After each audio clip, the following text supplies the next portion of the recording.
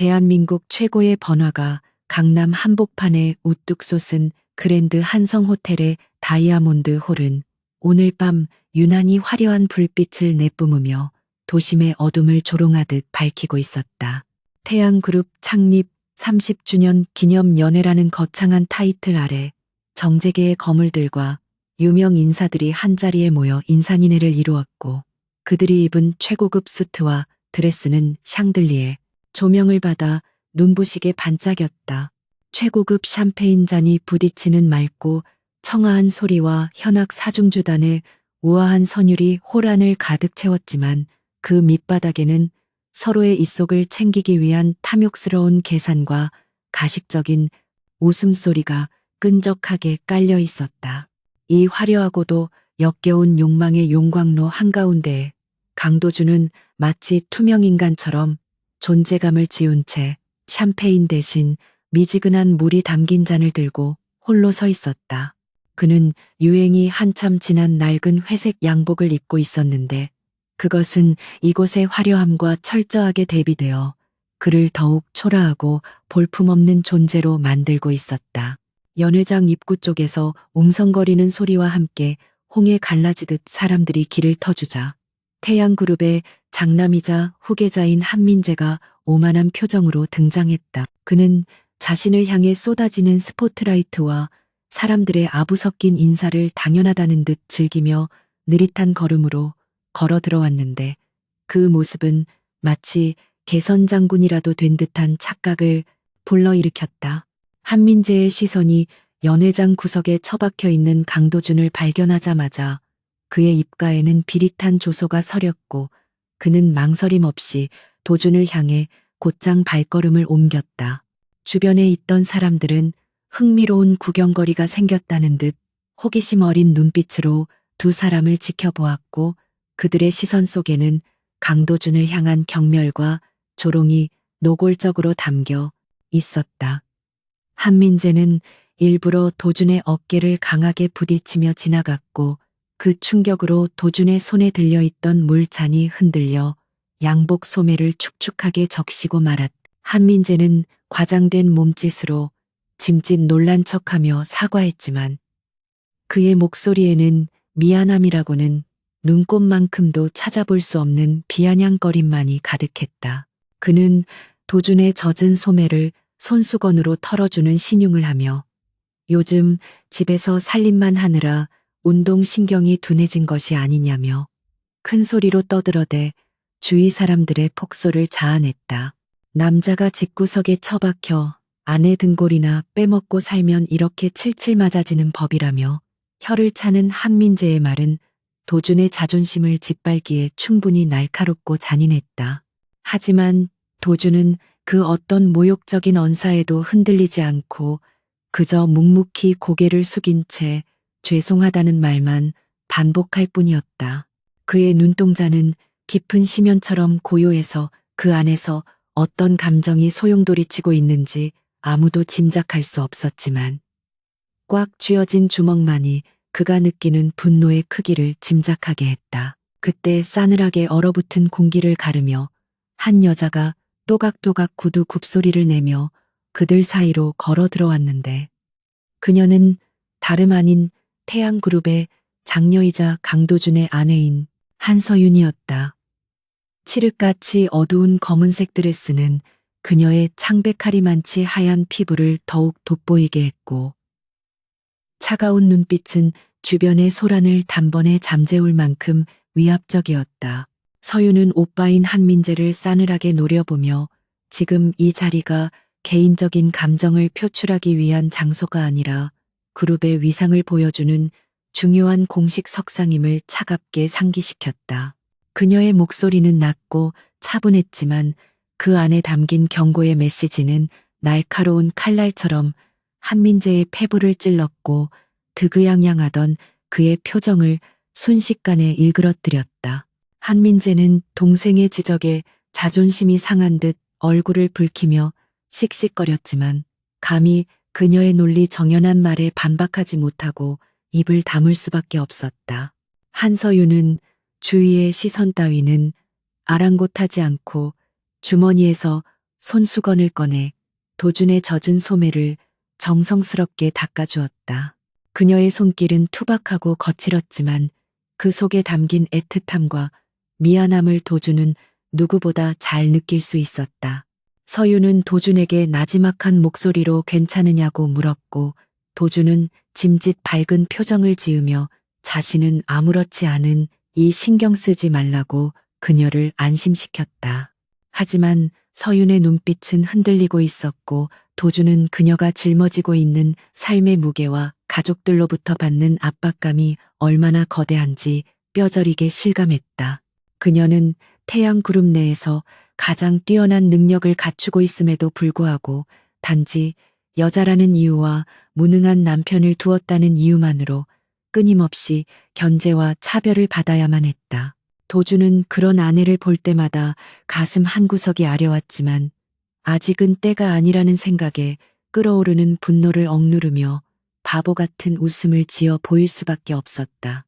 연회장 정면에 설치된 거대한 스크린에서 태양그룹의 역사를 담은 홍보 영상이 상영되기 시작하자 장내의 조명이 어두워지고 사람들의 시선이 무대 중앙으로 쏠렸다. 태양그룹의 총수인 한 회장이 웅장한 음악과 함께 단상 위로 올라와 마이크를 잡았고 좌중을 압도하는 카리스마를 뿜어내며 연설을 시작했다. 그는 태양그룹이 지난 30년간 이룩한 눈부신 성과들을 열거하며 앞으로 다가올 미래에도 대한민국 경제를 이끄는 선두주자가 될 것임을 자신만만하게 선언했다. 글로벌 시장 진출과 신사업 확장에 대한 청사진을 제시하며 투자자들의 기대 심리를 자극하는 그의 언변은 화려했지만 그 이면에는 부실한 재무 구조와 썩어 문드러진 경영 실태가 감춰져 있었다. 도준은 어둠 속에 몸을 숨긴 채 한 회장의 기만적인 연설을 냉소적인 눈빛으로 지켜보며 속으로 코웃음을 쳤다. 연설이 끝나고 이어진 만찬 시간은 강도준에게 있어 지옥보다 더 고통스러운 시간이었는데 메인 테이블에 앉은 가족들의 숨막히는 시선이 그를 향해 쏟아졌기 때문이었다. 한 회장을 비롯한 가족들은 최고급 스테이크와 와인을 즐기며 담소를 나누었지만 도준은 마치 죄인처럼 고개를 숙인 채 음식에는 손도 대지 못하고 있었다. 장모인 김 여사는 우아하게 와인잔을 흔들며 사위인 도준을 향해 노골적인 불만을 쏟아내기 시작했는데 그녀의 말 한마디 한마디에는 가시가 돋쳐 있었다. 그녀는 네로라 하는 집안의 자제들과 결혼한 친구들의 딸들을 언급하며 자신의 딸인 서윤이 왜 하필이면 이런 무능력한 남자와 결혼해서 이 고생을 하는지 모르겠다며 신세 한탄을 늘어놓았다. 김 여사의 날카로운 목소리는 테이블 위의 분위기를 싸늘하게 만들었고 서윤은 입술을 깨물며 묵묵히 칼질만 계속했다. 한민재는 어머니의 말에 맞장구를 치며 도준에게 요즘 취업 준비는 하고 있냐고 비꼬듯 물었고 옆에 앉아있던 그의 아내조차 킥킥거리며 도준을 비웃었다. 그들은 도준을 가족의 일원으로 인정하기는커녕 밥만 축내는 식충이 취급하며 멸시했고 그가 받는 모욕을 즐기는 듯했다. 도준은 묵묵히 스테이크를 썰어 서윤의 접시 위에 올려주며 그들의 비난을 한 귀로 듣고 한 귀로 흘려버리려 노력했다. 하지만 그들의 도발은 멈추지 않았고 급기야 한 회장까지 나서서 도준에게 남자로서 자존심도 없냐며 혀를 찼다. 그는 도준에게 언제까지 아내 치마폭에 쌓여 살 생각이냐며 당장이라도 이혼하고 집에서 나가라고 호통을 쳤다. 그 순간 서윤의 손이 멈칫했고 그녀의 눈가에는 억울함과 분노의 눈물이 그렁그렁 맺혔지만 도준은 테이블 아래로 그녀의 손을 꽉 잡아주며 참으라는 신호를 보냈다. 식사가 중반으로 접어들 무렵 강도준은 잠시 실례하겠다는 말과 함께 자리에서 일어났고 도망치듯 연회장을 빠져나와 화장실로 향했다. 화려한 샹들리에 불빛이 닿지 않는 긴 복도를 걸어가며 그는 비로소 가면을 벗어던진 듯 어깨를 펴고 당당한 걸음걸이로 걷기 시작했다. 화장실에 들어선 도주는 세면대 앞에 서서 거울 속에 비친 자신의 얼굴을 한참 동안 바라보았는데 거울 속의 남자는 방금 전까지 굽신거리던 그 무능한 사위가 아니었다. 그의 눈빛은 날카로운 맹수처럼 빛나고 있었고 입가에는 차가운 냉소가 감돌고 있어 보는 이로 하여금 등골을 서늘하게 만들 정도였다. 그는 찬물로 세수를 하며 뜨겁게 달아오른 얼굴을 식혔고 거울을 향해 나직하게 중얼거렸다. 그들이 웃을 수 있는 날도 얼마 남지 않았다고 말하며 그는 품 안에서 낡은 스마트폰이 아닌 최신형 보안 단말기를 꺼내 들었다. 단말기의 지문 인식 센서에 엄지손가락을 갔다. 대자 복잡한 암호화 코드가 화면을 가득 채우며 순식간에 해제되었고 곧이어 글로벌 금융시장의 실시간 데이터가 쏟아져 나왔다. 도주는 익숙한 손놀림으로 화면을 조작하여 태양그룹의 주가 흐름과 부채 현황을 체크했고 해외 비밀 계좌에 숨겨진 비자금 내역까지 샅샅이 훑어보았다. 화면에는 K라는 이름으로 저장된 발신자로부터 도착한 메시지가 떠 있었는데 태양그룹의 유동성 위기가 예상보다 빠르게 진행되고 있다는 내용이었다. 도주는 만족스러운 미소를 지으며 작전 개시를 승인하는 암호를 입력했고 전송 버튼을 누르는 그의 손길에는 한치의 망설임도 없었다. 이것은 오랫동안 그를 무시하고 짓밟아온 태양그룹 일가에 대한 복수의 서막이자 사랑하는 아내 서윤을 지옥 같은 그 집구석에서 구해내기 위한 첫걸음이었다. 화장실을 나선 도주는 다시금 어깨를 움츠리고 고개를 숙인 채 연회장으로 돌아왔지만 그의 내면은 이미 승리를 확신하는 전사의 투지로 불타오르고 있었다. 멀리서 여전히 하하호호 웃으며 샴페인을 마시는 한민재와 한 회장의 모습이 보였지만 도준의 눈에는 그들이 사형 선고를 받은 죄수들처럼 보일 뿐이었다. 그는 다시 서윤의 곁으로 다가가 앉으며 그녀에게 부드러운 미소를 지어 보였고 아무 일도 없었다는 듯 다시 묵묵히 접시를 비우기 시작했다. 서윤은 그런 도준을 걱정스러운 눈빛으로 바라보았지만 그는 마음속으로 굳게 다짐했다. 조만간 이 거대한 성이 무너져 내릴 때 오직 당신만이 여왕처럼 고고하게 살아남을 수 있도록 내가 모든 것을 바쳐 지켜주겠노라고 맹세하며 그는 조용히 칼을 갈았다. 화려한 연애의 밤은 깊어가고 있었지만 태양그룹의 몰락을 알리는 카운트다운은 이미 시작되고 있었다. 화려했던 창립 기념 파티의 열기가 채식기도 전인 다음 날 아침 태양그룹 본사 사옥에는 묘한 긴장감이 감돌고 있었다. 출근하는 직원들의 발걸음은 평소보다 무거웠고 엘리베이터 안에서는 숨소리조차 들리지 않을 만큼 정적이 흘렀으나 그들의 스마트폰 화면은 쉴 새 없이 움직이고 있었다. 주식시장이 개장하자마자 태양건설의 주가가 이유를 알 수 없는 투매 물량으로 인해 급락하고 있다는 소식이 증권가 정보지를 통해 빠르게 퍼져나가고 있었기 때문이었다. 어젯밤 회장이 호언장담했던 장밋빛 미래와는 정반대로 그룹의 핵심 계열사인 건설 부문에서 유동성 위기가 발생했다는 악성 루머가 찌라시 형태로 돌기 시작했다. 홍보팀 직원들은 빗발치는 기자들의 전화를 받느라 정신이 없었고 재무팀 사무실은 마치 전쟁터처럼 고성이 오가는 아수라장으로 변해버렸다. 그룹의 후계자이자 태양건설의 부사장을 맡고 있는 한민재의 집무실은 그야말로 초상집 분위기나 다름없었다. 그는 최고급 이탈리아 가죽 소파에 앉아 있었지만 마치 가시방석에 앉은 듯 안절부절 못하며 연신 넥타이를 거칠게 풀어헤치고 있었다. 그의 앞에는 붉은색 숫자가 가득한 재무 보고서가 어지럽게 흩어져 있었는데 그것은 그가 야심차게 추진했던 신도시 개발 프로젝트가 사실상 좌초 위기에 처했음을 보여주는 명백한 증거들이었다. 무리하게 끌어다 쓴 프로젝트 파이낸싱 대출의 만기가 코앞으로 다가왔지만 분양률은 바닥을 기고 있었고 설상가상으로 채권단은 대출 연장을 거부하며 자금 회수 압박을 가해오고 있었다.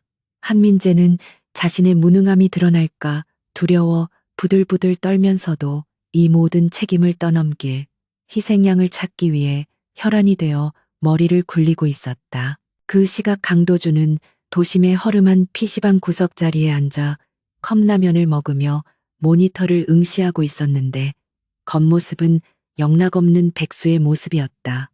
늘어난 트레이닝복 바지에 슬리퍼를 신고 헝클어진 머리를 한 채 게임에 열중하는 척하고 있었지만 그의 모니터 화면에는 복잡한 금융 데이터들이 폭포수처럼 쏟아져 내리고 있었다.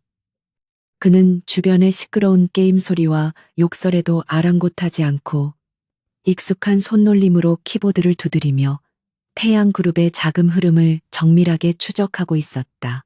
도준의 눈에는 태양건설이라는 거대한 댐에 생긴 미세한 균열이 보였고 그는 그 균열을 통해 쏟아져 들어오는 독이 든 물이 그룹 전체를 오염시키는 과정을 냉정하게 지켜보고 있었다.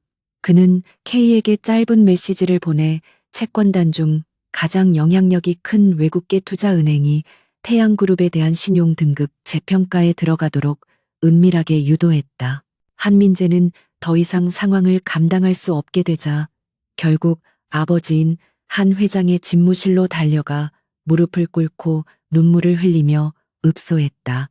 그는 자신이 추진한 사업이 실패한 것은 세계적인 경기 침체와 정부의 부동산 규제 때문이라며 뻔뻔하게 변명을 늘어놓았고 자신을 믿어달라고 애원했다. 한 회장은 못난 아들을 질책하기보다는 그룹의 이미지가 실추될 것을 더 걱정하며 분노에 찬 목소리로 비서실장에게 당장 대책을 마련하라고 고함쳤다. 그는 자신의 핏줄인 장남이 실패자로 낙인 찍히는 것을 용납할 수 없었기에 어떻게든 이 사태를 덮을 수 있는 꼬리 자르기식의 해결책을 원하고 있었다.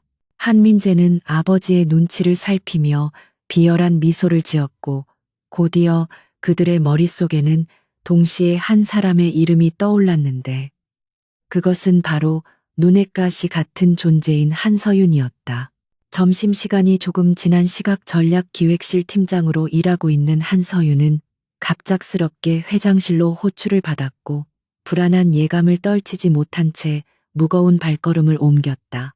그녀가 회장실에 들어서자 숨막히는 침묵 속에서 한 회장과 한민재 그리고 주요 임원들이 그녀를 심판하듯 둘러앉아 차가운 시선을 보내고 있었다. 한민재는 서윤이 자리에 앉기도 전에 서류 뭉치를 테이블 위에 내던지며 이번 건설 부문의 위기가 전략기획실의 엉터리 시장 분석 보고서 때문이라고 소리쳤다. 그는 서윤이 작성했던 보고서의 일부 문구를 악의적으로 해석하여 그녀가 무리한 사업 확장을 부추겼고 그 결과 회사가 막대한 손실을 입게 되었다며 적반하장격으로 몰아세웠다.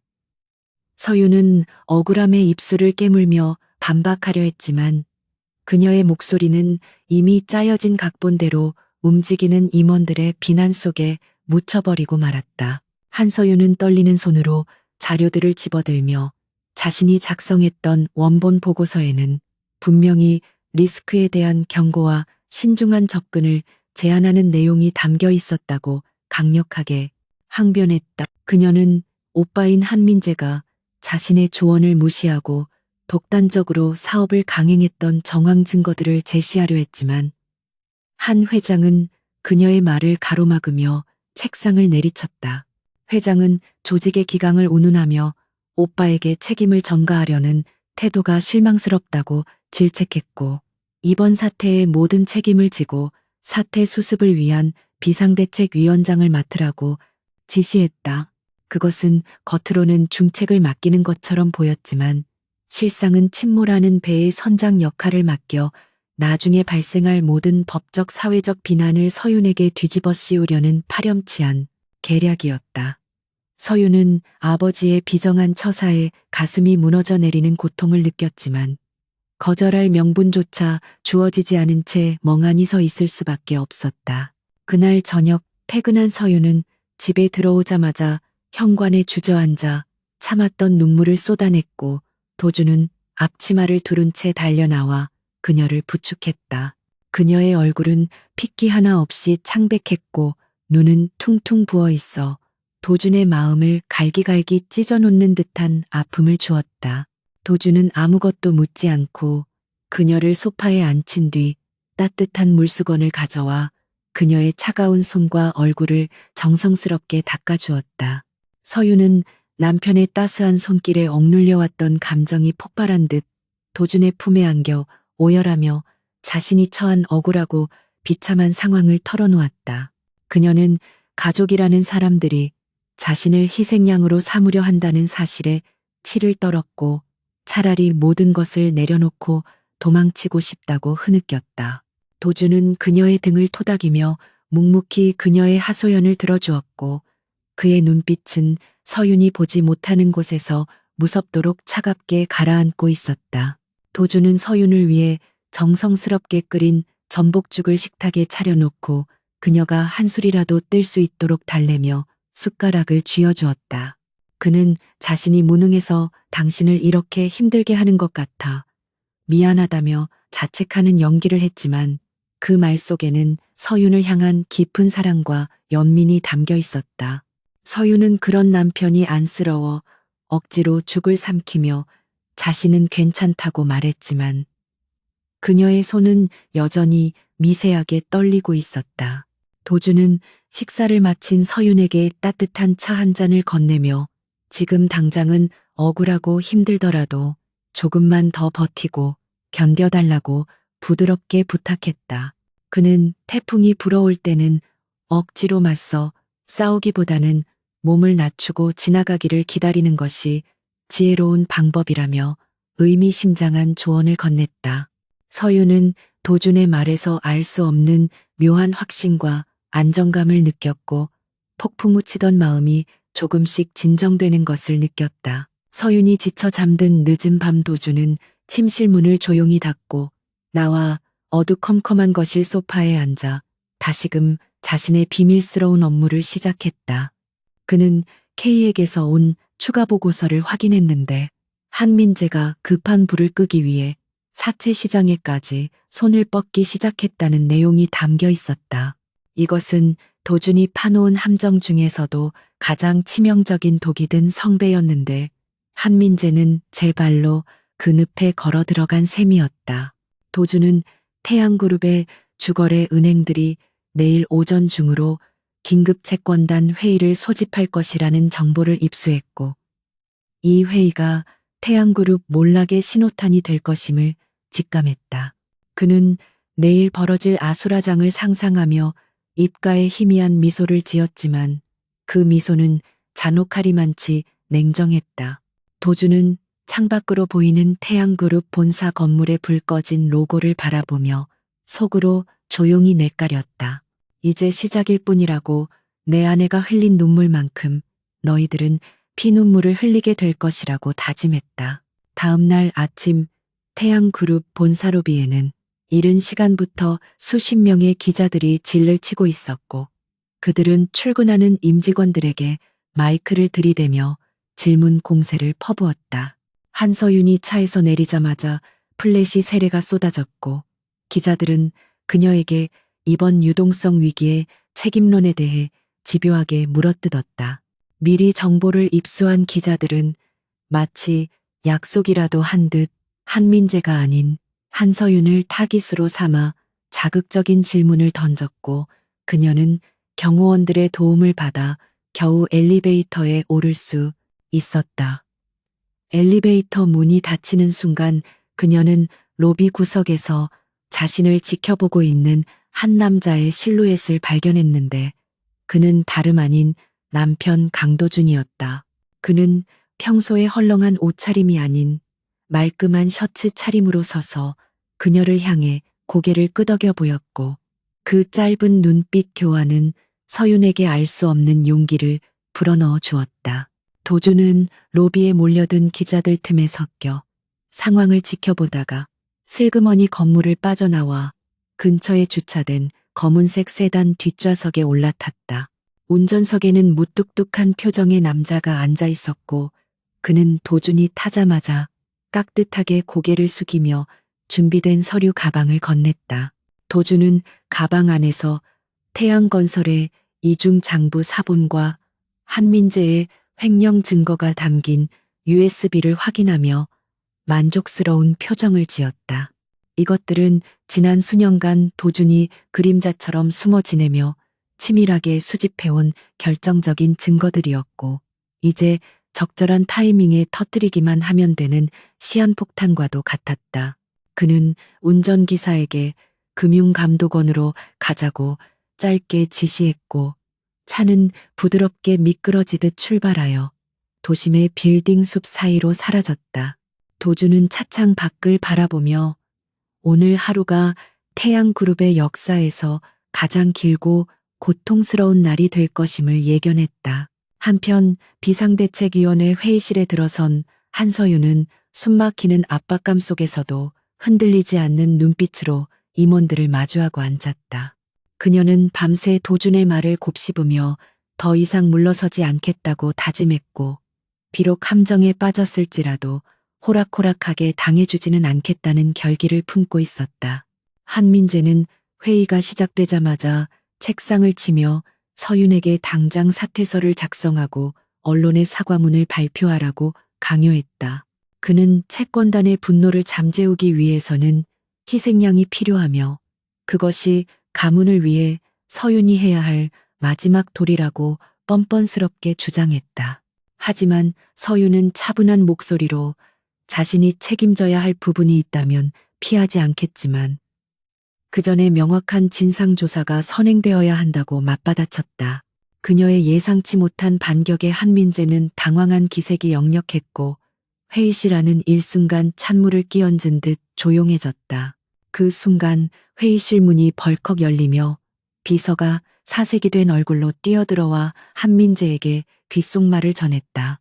비서의 말을 듣는 한민재의 얼굴은 순식간에 흑빛으로 변해갔고, 들고 있던 볼펜을 바닥에 떨어뜨릴 정도로 손을 심하게 떨었다. 금융당국이 태양건설에 대한 특별 세무조사와 함께 검찰의 압수수색이 시작되었다는 청천벽력 같은 소식이었다. 도준이 보낸 시한폭탄이 마침내 폭발하기 시작한 것이었고, 그 파편은 정확하게 한민재와 한 회장의 목을 겨누고 있었다.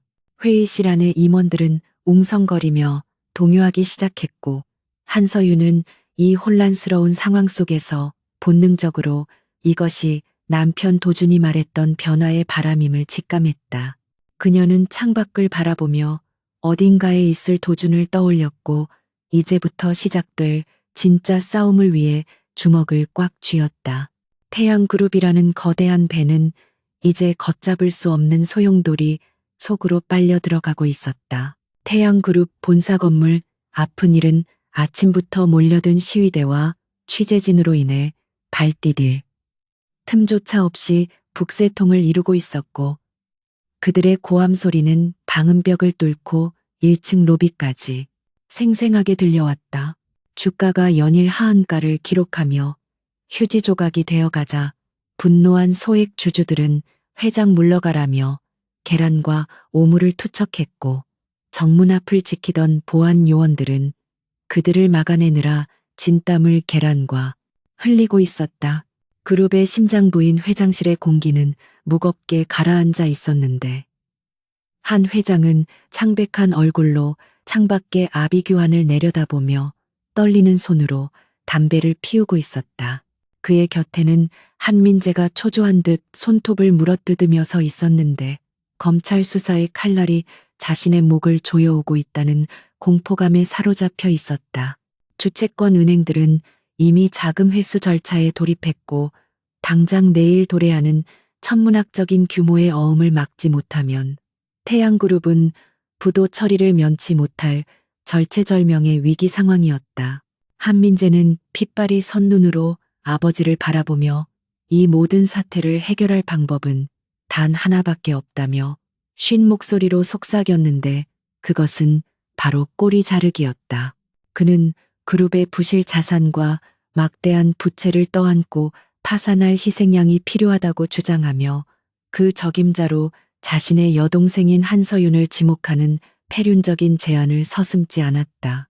한 회장은 잠시 미간을 찌푸리며 고민하는 듯했지만 이내 냉혹한 사업가의 눈빛으로 돌아와 아들의 제안에 묵시적인 동의를 표했다. 그들은 자신들이 살기 위해 가족을 제물로 바치는 것을 합리화하며 그룹을 지키는 것이 곧 가문을 지키는 길이라는 비겁한 논리로 양심의 가책을 덮어버렸다.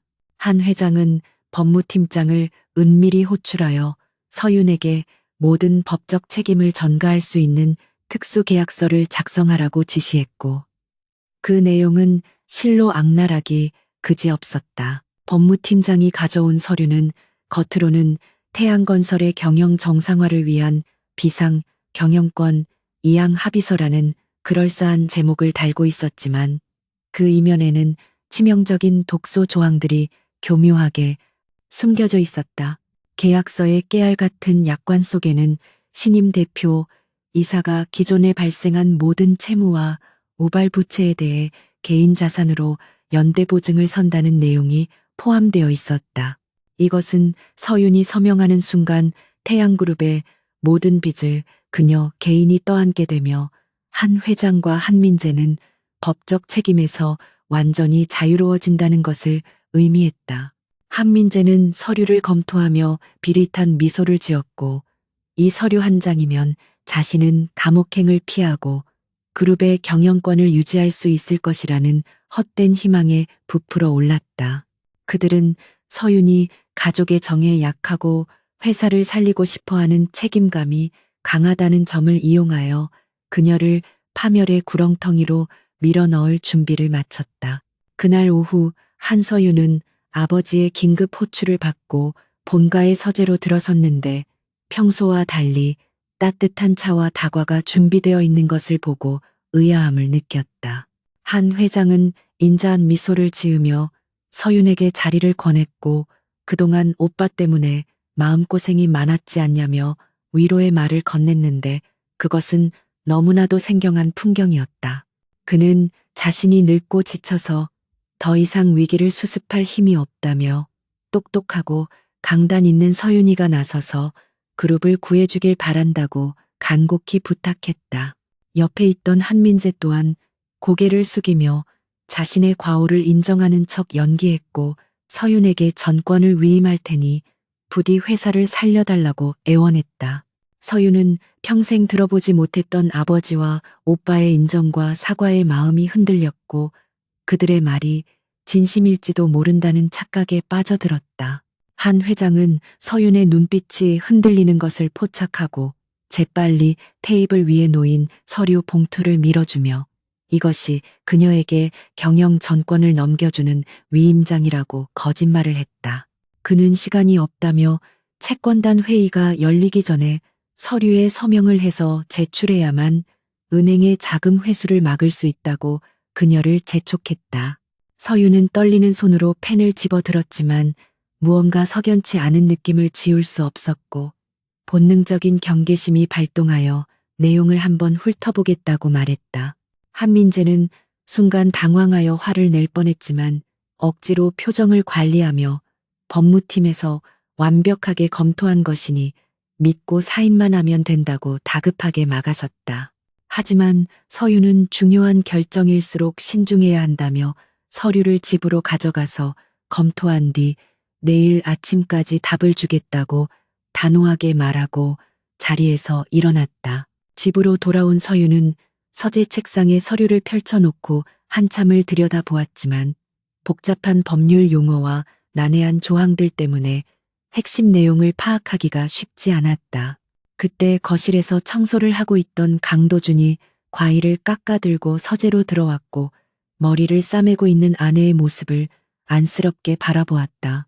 그는 무슨 고민이 있냐고 물으며 자연스럽게 책상 위의 서류로 시선을 돌렸고 서윤은 한숨을 내쉬며 가족들이 자신에게 경영권을 맡기려는데 확신이 서지 않는다고 털어놓았다. 도주는 과일 접시를 내려놓으며 잠시 서류를 봐도 되겠냐고 물었고 서윤은 별 생각 없이 고개를 끄덕였다. 도주는 서류를 집어들어 빠르게 훑어내려갔고 그의 눈동자는 페이지를 넘길수록 점점 더 차갑게 식어갔다. 그것은 경영권 승계 문서가 아니라 한 사람의 인생을 송두리째 파괴하려는 악마의 계약서나 다름없었기 때문이었다. 도주는 끓어오르는 분노를 억누르며 특정 조항 하나를 손가락으로 가리키며 서윤에게 이 문구의 의미를 알고 있냐고 차분하게 물었다. 그는 채무 이행 인수 및 연대 보증이라는 단어를 짚어주며 이것은 회사의 경영권을 주는 것이 아니라 회사의 빚을 당신에게 모두 떠넘기겠다는 뜻이라고 설명했다. 서윤은 도준의 말에 충격을 받은 듯 눈을 크게 떴고 설마 아버지가 자신에게 그렇게까지 하겠냐며 믿을 수 없다는 반응을 보였다.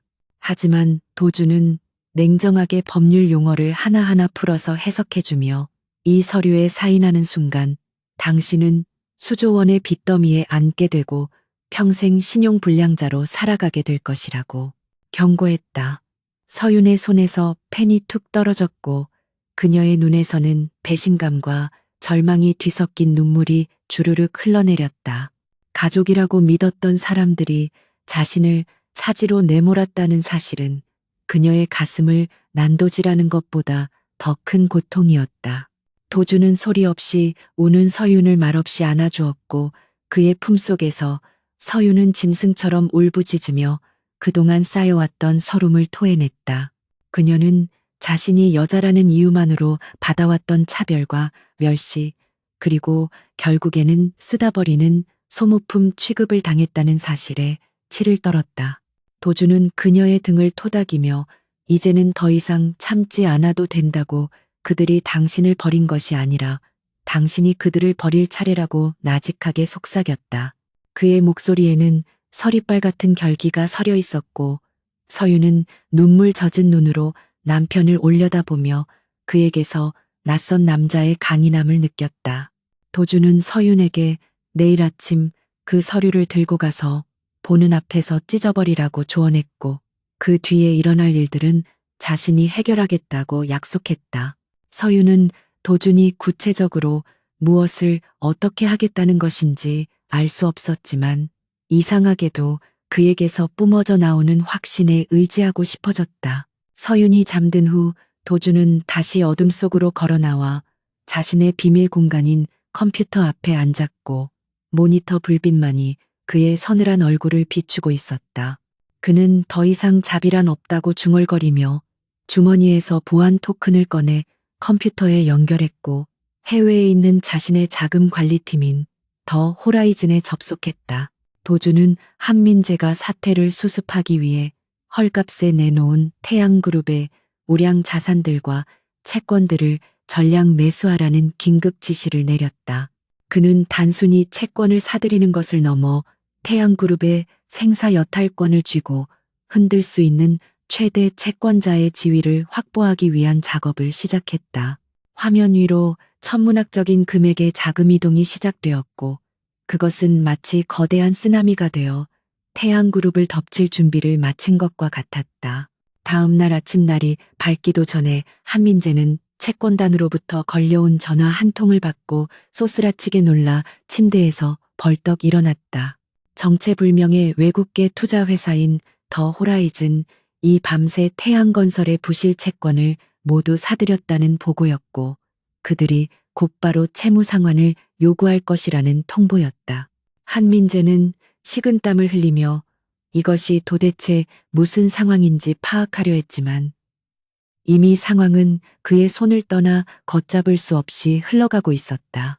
그는 급하게 비서실장에게 전화를 걸어 더 호라이즌이라는 회사의 정체를 파악하라고 고함쳤지만 그 어디에서도 실체를 찾을 수 없는 유령 같은 존재였다. 한민재는 불안감에 휩싸여 손톱을 물어뜯으며 서윤이 빨리 서류에 서명을 해오기만을 간절히 기도하는 처지가 되었다. 한편 한서윤은 뜬 눈으로 밤을 지새우고 결연한 표정으로 화장대 앞에 앉아 평소보다 짙은 화장을 하며 전의를 다졌다. 거울 속에 비친 그녀의 눈빛은 더 이상 가족의 인정에 목매는 나약한 막내딸의 눈빛이 아니었으며 복수의 칼날을 품은 여전사의 모습이었다. 도주는 출근하는 그녀의 손을 꼭 잡아주며 당신 뒤에는 항상 내가 있다는 것을 잊지 말라고 응원했고, 서유는 말없이 고개를 끄덕이며 현관을 나섰다. 그녀가 탄 차가 태양그룹 본사로 향하는 동안 도주는 택시를 잡아타고 다른 목적지로 향했는데, 그곳은 바로 오늘 긴급 주주총회가 열릴 호텔 연회장이었다. 그는 오늘 그곳에서 태양그룹의 주인이 바뀌는 역사적인 순간을 연출할 계획이었고, 그 주인공은 바로 자신의 아내 한서윤이 될 것이었다. 태양그룹 회장실에 도착한 서윤은 아버지와 오빠가 기다리고 있는 소파 맞은편에 앉아 가져온 서류 봉투를 테이블 위에 올려놓았다. 한민재는 기다렸다는 듯 봉투를 낚아채려 했지만 서윤은 차가운 손으로 봉투를 눌러 제지하며 싸늘한 미소를 지었다. 그녀는 이 서류에 서명하는 대신 제안을 하나 하겠다며 입을 열었고, 한 회장과 한민재는 그녀의 당돌한 태도에 당황하여 서로의 얼굴을 쳐다보았다. 서윤은 자신이 그룹을 맡는 조건으로 두 사람이 가진 모든 지분을 포기하고 경영 일선에서 물러날 것을 요구했다. 그것은 사실상 선전포고나 다름없었고, 격분한 한 회장은 찻잔을 집어던지며 어디서 못된 것만 배워와서 애비한테 협박질이냐고 고래고래 소리를 질렀다. 한민재는 서윤에게 다가가 손을 치켜들며 때릴 듯 위협했지만 서윤은 눈 하나 깜짝하지 않고 그를 노려보며 말했다. 당신들이 판 함정에 내가 걸려들 줄 알았냐며 그 더러운 서류의 내용을 다 알고 있다고 쏘아붙였다. 한민재의 얼굴은 사색이 되었고, 자신의 얕은 수가 간파당했다는 사실에 치욕감과 공포를 동시에 느꼈다. 서윤은 자리에서 일어나며 이제부터는 법대로 원칙대로 하겠다며 당신들이 저지른 죄값을 치를 준비나 하라고 경고하고 뒤도 돌아보지 않고 회장실을 나섰다. 닫힌 문 뒤로 한 회장의 고함 소리와 물건이 부서지는 소리가 들려왔지만 서윤의 발걸음은 그 어느 때보다 가볍고 당당했다. 같은 시각 강도주는 호텔 비즈니스 센터의 개인실에 앉아 여러 대의 모니터를 통해 전 세계에 퍼져 있는 자신의 대리인들과 화상회의를 진행하고 있었다. 그는 영어와 프랑스어 그리고 중국어를 유창하게 구사하며 각국의 금융 전문가들에게 정확하고 신속한 지시를 내리고 있었다. 더 호라이즌의 이름으로 태양그룹의 주식을 시장가로 쓸어 담으라는 명령이 떨어지자 글로벌 자본이 일제히 한국 주식 시장으로 쏟아져 들어오기 시작했다. 주식 시장은 정체불명의 매수세 유입으로 인해 요동치기 시작했고, 태양그룹의 주가는 롤러코스터를 타듯 급등락을 반복했다. 도주는 화면 속의 그래프들이 춤추는 것을 보며 만족스러운 미소를 지었고, 이제 마지막 피날레를 위한 준비가 끝났음을 직감했다. 그는 양복 안주머니에서 낡은 사진 한 장을 꺼내 보았는데, 그것은 서윤과 처음 만났던 대학 시절의 순수했던 모습이 담긴 사진이었다. 도주는 사진 속의 서윤을 어루만지며 속삭였다. 당신을 울게 만든 대가는 아주 비쌀 거라고.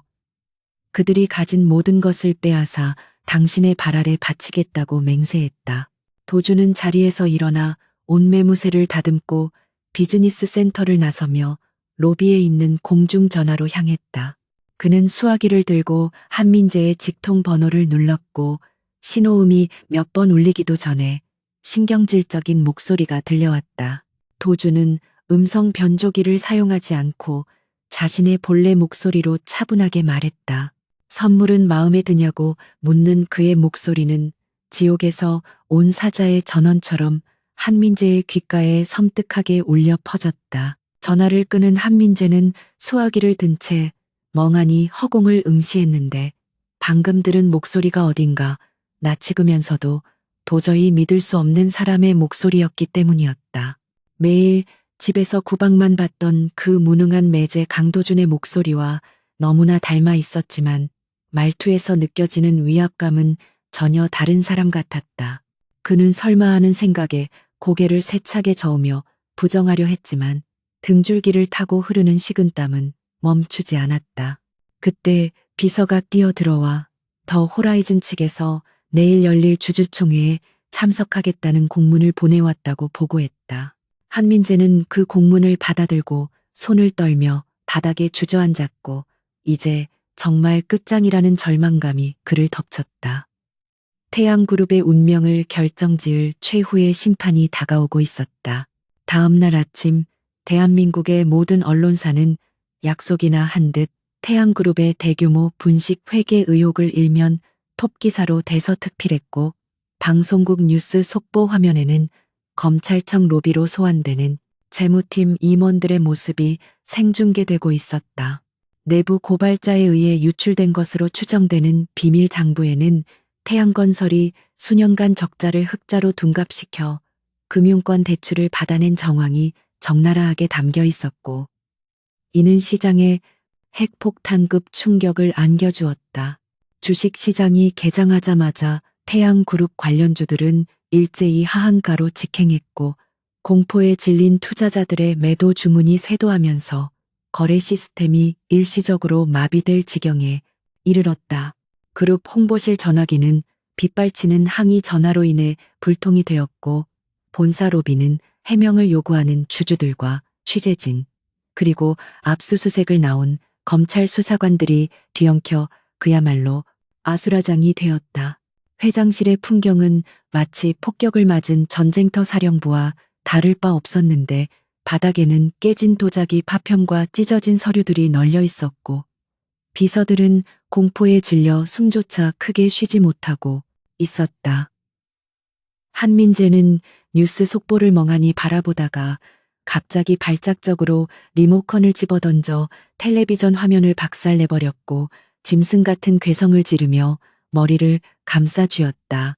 그는 자신이 저지른 불법 행위들이 이렇게 상세하게 세상에 까발려질 줄은 꿈에도 몰랐기에 극심한 공포와 배신감에 치를 떨며 몸부림쳤다.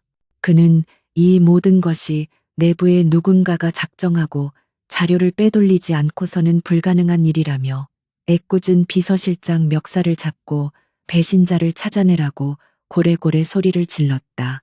하지만 이미 때는 늦었고 그의 추악한 민낯은 전 국민 앞에서 낱낱이 해부되고 조롱당하고 있었다. 한 회장은 소파 깊숙이 몸을 파묻은 채 떨리는 손으로 마른 세수를 하며 자신의 평생을 바쳐 일군 제국이 모래성처럼 무너져 내리는 것을 허망하게 지켜보고 있었다. 그는 아들 한민재를 믿고 맡겼던 건설 부문이 사실은 썩을 대로 썩어 있었다는 사실을 뒤늦게 깨닫고 땅을 치며 후회했지만 이미 엎질러진 물이었다. 주채권 은행장들로부터 걸려오는 독촉 전화는 끊이지 않았고 그들은 더 이상 태양그룹의 신용을 믿을 수 없다며 즉각적인 대출금 상환을 냉혹하게 통보해왔다.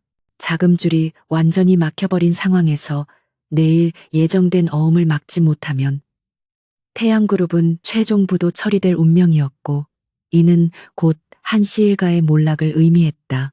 한 회장은 핏발선 눈으로 아들을 노려보며 내 놈이 가문을 말아먹었다고 저주를 퍼부었지만 그 역시 탐욕의 눈이 멀어 아들의 비리를 묵인했던 공범이나 다름없었다. 사태가 걷잡을 수 없이 악화되자 한민재는 이성을 잃고 마지막 발악을 하기 시작했는데 그것은 또다시 자신의 죄를 누군가에게 뒤집어 씌우는 파렴치한 짓이었다. 그는 긴급 임원회의를 소집하여 이번 분식 회계 사건의 주범으로 전략기획실장이었던 한서윤을 지목하는 조작된 보도자료를 배포하라고 지시했다. 그는 서윤이 그룹 경영권을 탈취하기 위해 고의적으로 회계 조작을 주도했고 그 사실이 발각되자 내부 정보를 유출하여 회사를 위기에 빠뜨렸다는 터무니없는 시나리오를 만들어냈다. 임원들은 말도 안 되는 억지 주장이라는 것을 알고 있었지만 한민재의 광기 어린 눈빛과 보복이 두려워 아무도 이의를 제기하지 못하고 고개를 숙였다. 한민재는 내일 열릴 주주총회에서 서윤을 공개적으로 매장시키고 자신은 피해자 코스프레를 하여 동정론을 유발하겠다는 비열한 계획을 세웠다. 한편 자신의 사무실에 고립되어 있던 한서윤은 창밖으로 몰려든 시위대를 내려다보며 깊은 절망감에 빠져 있었는데 회사 내부 인트라넷을 통해 자신이 주범으로 몰리고 있다는 사실을 알게 되었다. 그녀는 믿었던 가족들이 자신을 사지로 내몰다 못해 이제는 범죄자로 낙인 찍으려 한다는 사실에 치가 떨렸고 가슴 깊은 곳에서 뜨거운 분노가 치밀어 올랐다. 직원들은 그녀를 힐끔거리며 수군거렸고 한때 충성을 맹세했던 부하 직원들조차 그녀의 눈을 피하며 거리를 두는 모습에 서유는 철저한 외로움을 느꼈다.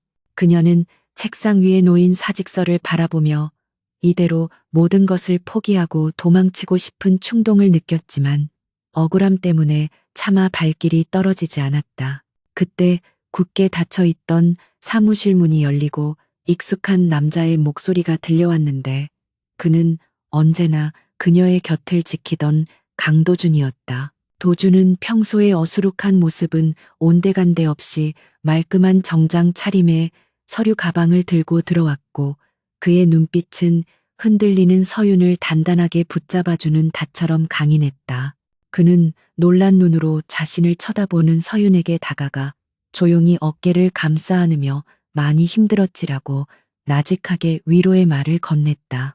서윤은 남편의 품에 안기자 팽팽했던 긴장의 끈이 끊어지며 왈칵 눈물을 쏟아냈고 세상 모두가 등을 돌려도 이 남자만은 내 편이라는 사실에 안도감을 느꼈다.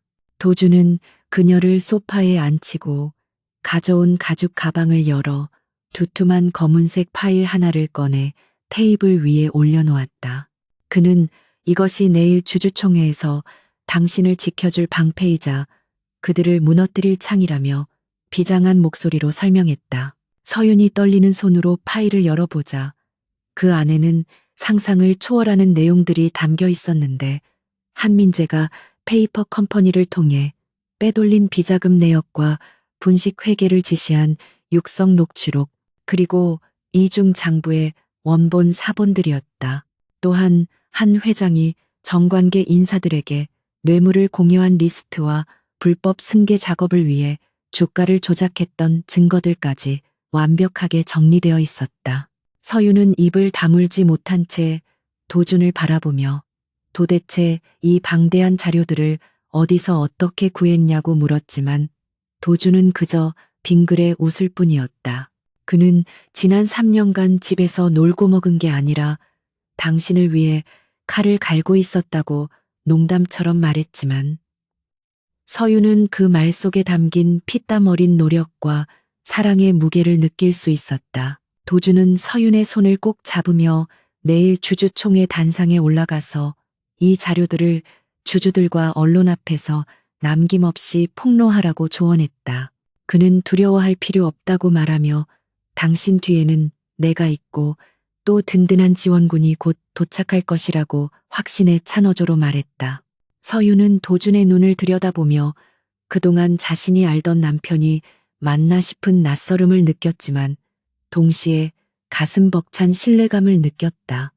그녀는 눈물을 닦고 결연한 표정으로 고개를 끄덕이며 더 이상 피하지 않고 정면으로 맞서 싸우겠다고 다짐했다. 도준은 그런 서윤이 자랑스럽다는 듯 머리를 쓰다듬어 주었고 두 사람은 다가올 결전의 날을 준비하며 밤늦게까지 작전을 세웠다. 그날 밤 한민재는 텅 빈 사무실에 홀로 남아 독한 양주를 병째 들이키며 불안감을 달래려 애쓰고 있었지만 술에 취할수록 공포는 더욱 선명해졌다. 그는 거울 속에 비친 자신의 초췌한 몰골을 보며 비명을 질렀고 환청처럼 들려오는 도준의 목소리에 귀를 막으며 괴로워했다. 그는 서윤이 내일 순순히 죄를 뒤집었을 것이라고 스스로를 세뇌하며 억지 희망을 품었지만 마음 한구석에서는 이미 파멸을 예감하고 있었다.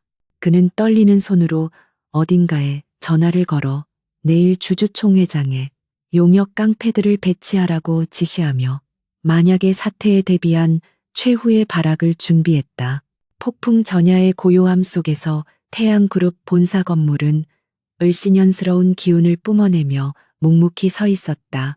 결전의 날 아침 하늘은 잔뜩 찌푸려 있었고 금방이라도 비가 쏟아질 듯 먹구름이 낮게 깔려 있어 긴장감을 고조시켰다. 도주는 일찍 일어나 정성스럽게 서윤의 아침 식사를 준비했고 그녀가 입고 갈 정장을 다림질해 놓으며 묵묵히 외조를 했다. 식탁에 마주 앉은 두 사람은 말없이 식사를 했지만 서로의 눈빛만으로도 수많은 대화를 나누고 있었고 비장한 각오를 다졌다. 식사를 마친 도주는 서윤에게 직접 재킷을 입혀주며 오늘 당신은 세상에서 가장 멋진 CEO가 될 것이라고 격려했다. 서윤은 남편의 넥타이를 매주며 당신 덕분에 용기를 낼 수 있었다고 고마움을 전했고 두 사람은 현관에서 가벼운 포옹을 나누고 헤어졌다. 서윤이 탄 차가 주주 총회장인 호텔로 출발하자 도주는 곧바로 다른 차에 올라타 운전기사에게 비밀스러운 지시를 내렸다. 그는 뒷좌석에서 태블릿 PC를 켜고 더 호라이즌의 한국 지부장에게 연락하여 모든 준비가 완료되었는지 확인했다. 화면 속의 지부장은 정중하게 고개를 숙이며 회장님의 등장 시점에 맞춰 완벽한 시나리오가 준비되었다고 보고했다. 도주는 창밖으로 스쳐 지나가는 서울의 풍경을 바라보며 차가운 미소를 지었고 오늘이야말로 무능한 백수사위라는 가면을 벗어던지고 진짜 자신의 모습을 드러낼 때라고 생각했다.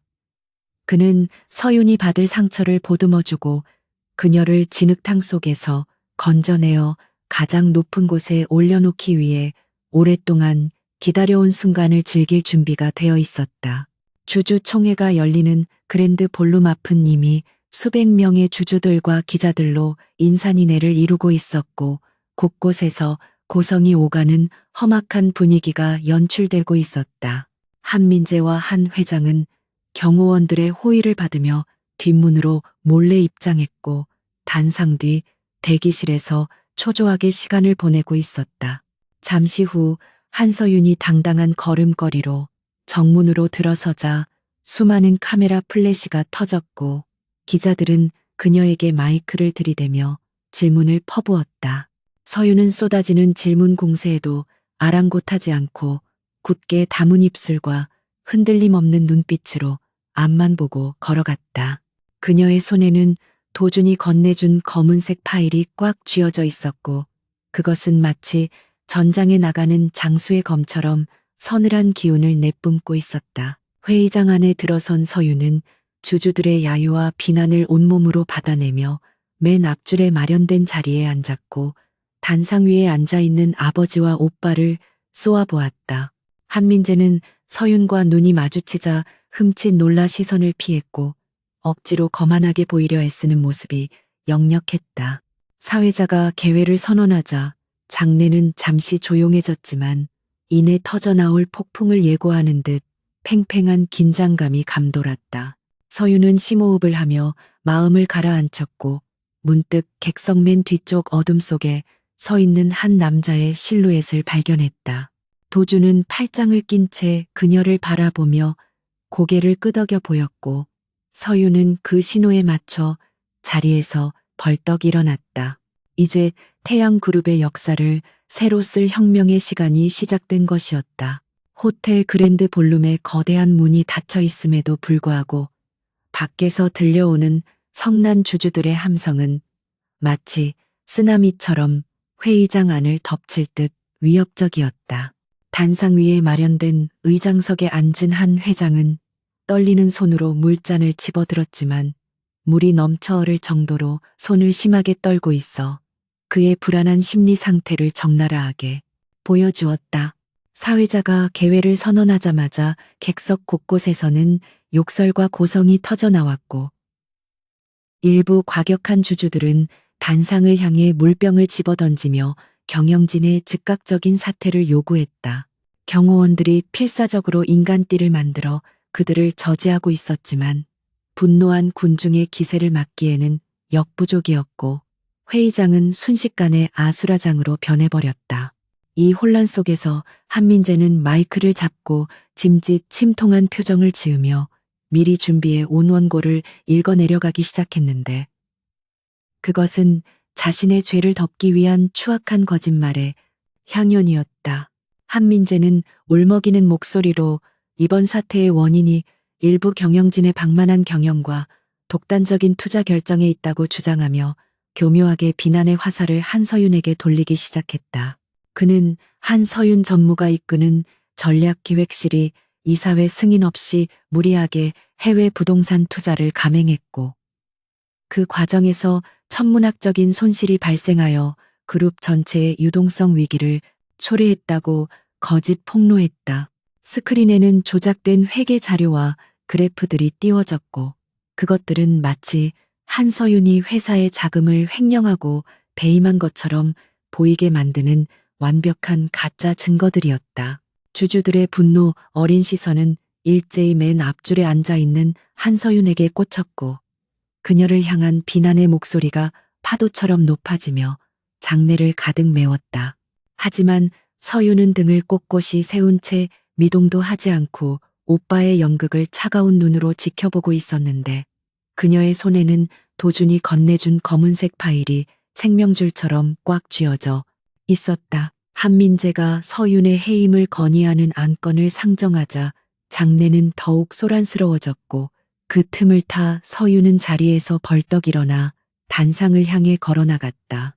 경호원들이 그녀를 막아서려 했지만 서윤의 서리빨 같은 기세와 당당한 눈빛에 압도되어 주춤거리며 길을 터주었고 그녀는 단상 바로 아래까지 다가가 마이크를 빼앗다시피 잡았다. 그녀는 주주들을 향해 고개를 숙여 정중하게 인사를 한 뒤 한민재가 제시한 자료들은 모두 날조된 것이며 진실은 여기 있다고 외치며 검은색 파일에서 서류들을 꺼내 허공에 흩뿌렸다. 그것은 한민재가 작성한 이중 장부의 원본 사본들과 페이퍼 컴퍼니를 통한 자금 세탁 내역이 담긴 결정적인 증거들이었고 기자들은 바닥에 떨어진 서류들을 줍기 위해 서로 몸싸움을 벌이며 셔터를 눌러댔다. 서윤은 흔들림 없는 목소리로 한민재 부사장이 태양건설의 부실을 감추기 위해 분식 회계를 주도했으며 그 과정에서 발생한 손실을 메우기 위해 자신의 명의를 도용하려 했다는 사실을 낱낱이 폭로했다. 그녀는 또한 녹취록을 재생하여 한 회장과 한민재가 자신을 희생양으로 삼기로 모의했던 대화 내용을 스피커를 통해 회의장 전체에 울려 퍼지게 만들었다. 한민재의 얼굴은 사색이 되어 부들부들 떨렸고 한 회장은 충격을 받은 듯 뒷목을 잡고 의자 깊숙이 쓰러지듯 기댔다. 주주들은 경악을 금치 못하며 웅성거렸고 분위기는 순식간에 반전되어 한민재와 한 회장을 향한 비난의 화살이 빗발치기 시작했다. 궁지에 몰린 한민재는 이성을 잃고 단상 아래로 뛰어내려와 서윤의 멱살을 잡으려 했고 끌어내라며 고래고래 소리를 질렀다. 그때 회의장의 거대한 양문이 쾅 하는 굉음과 함께 활짝 열리며 정장을 입은 건장한 사내들이 대열을 맞춰 안으로 들어왔다. 그들의 등장은 너무나 압도적이어서 소란스럽던 장내는 찬물을 끼얹은 듯 일순간 정적에 휩싸였고 모든 사람들의 시선이 입구 쪽으로 쏠렸다.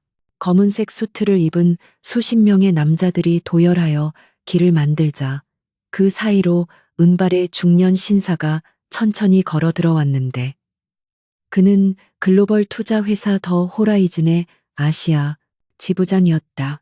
한민재는 그를 보자마자 구세주라도 만난 듯 허겁지겁 달려가 악수를 청하며 자신을 도와달라고 애원했지만 지부장은 차가운 눈빛으로 그를 무시하고 지나쳤다. 지부장은 단상 위로 올라가 마이크를 잡고 자신들이 태양그룹의 채권을 전량 매수하여 최대 채권자가 되었음을 공식적으로 선언했다. 장내에는 무거운 침묵이 흘렀고 지부장은 태양그룹이 현재 채무불이행 상태이며 즉각적인 상환 능력이 없으므로 경영권 행사를 통해 강제 구조조정에 돌입하겠다고 통보했다. 한 회장은 비틀거리며 일어나 우리 그룹을 살려달라고 사정했지만 지부장은 냉정하게 고개를 저으며 결정권은 자신이 아니라 오너에게 있다고 말했다. 사람들은 웅성거리며 그 오너가 누구인지 궁금해했고 한민재는 불안한 눈빛으로 입구를 바라보며 마른 침을 삼켰다. 지부장은 정중하게 입구를 향해 손을 뻗으며 더 호라이즌의 실소유주이자 태양그룹의 새로운 주인이 되실 분을 소개하겠다고 말했다. 모든 조명이 입구 쪽을 비추는 가운데 또각또각 구두 소리가 울려 퍼졌고 마침내 그림자 속에 가려져 있던 진짜 주인공이 모습을 드러냈다. 그곳에는 낡은 회색 양복 대신 이탈리아 장인이 맞춤 제작한 최고급 네이비 수트를 입은 강도준이 서 있었다. 헝클어졌던 머리는 말끔하게 넘겨져 그의 날카로운 이목구비를 더욱 돋보이게 했고 항상 주눅 들어 있던 어깨는 당당하게 펴져 있어 그 누구도 범접할 수 없는 제왕의 아우라를 뿜어내고 있었다. 그가 걸음을 옮길 때마다 좌중은 숨을 죽였고 한민재와 한 회장은 자신들의 눈을 의심하며 경악에 찬 비명을 질렀다. 도주는 천천히 단상을 향해 걸어오며 주위의 시선 따위는 아랑곳하지 않고 오직 멍하니 서 있는 서윤만을 바라보며 따뜻한 미소를 지었다. 서윤은 너무나 달라진 남편의 모습에 현기증을 느끼며 비틀거렸지만 도준이 다가와 그녀의 허리를 단단하게 받쳐주자 현실 감각이 돌아왔다. 단상 위에 올라선 도준은 마이크를 잡고 좌중을 둘러보았는데 그의 눈빛은 더 이상 무능한 사위의 것이 아니라 수십조 원의 자금을 움직이는 냉철한 금융가의 눈빛이었다. 그는 자신이 지난 3년간 태양그룹의 몰락을 지켜보며 준비해온 더 호라이즌의 회장 강도준이라고 자신을 소개했다. 장내는 충격과 공포로 뒤덮였고 한민재는 다리에 힘이 풀려 바닥에 주저앉으며 말도 안 된다고 중얼거렸다. 도주는 한민재를 내려다보며 너희들이 무시하고 짓밟았던 그 무능한 백수가 바로 너희들의 목줄을 쥐고 있는 주인이라고 차갑게 일갈했다.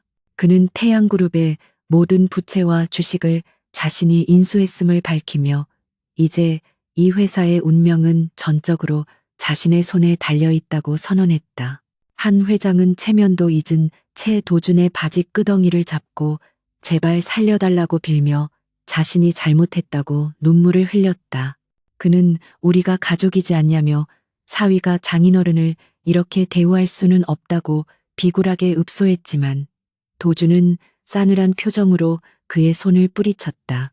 도준은 당신들이 가족이라는 이름으로 내 아내에게 저지른 짓들을 똑똑히 기억하고 있다며 이제 와서 가족 타령을 하는 것은 역겹다고 쏘아붙였다. 그는 비서에게 손짓하여 미리 준비된 서류 한 장을 가져오게 했고 그것을 한 회장과 한민재 앞에 던져주었다. 그것은 경영권 포기 각서와 주식 양도 증서였고 도주는 당장 여기에 서명하고 이 회사를 떠나라고 명령했다. 한민재는 절대로 서명할 수 없다며 버텼지만 도주는 이미 검찰에 모든 증거 자료가 넘어갔으며 지금 서명하지 않으면 평생 감옥에서 썩게 될 것이라고 협박했다.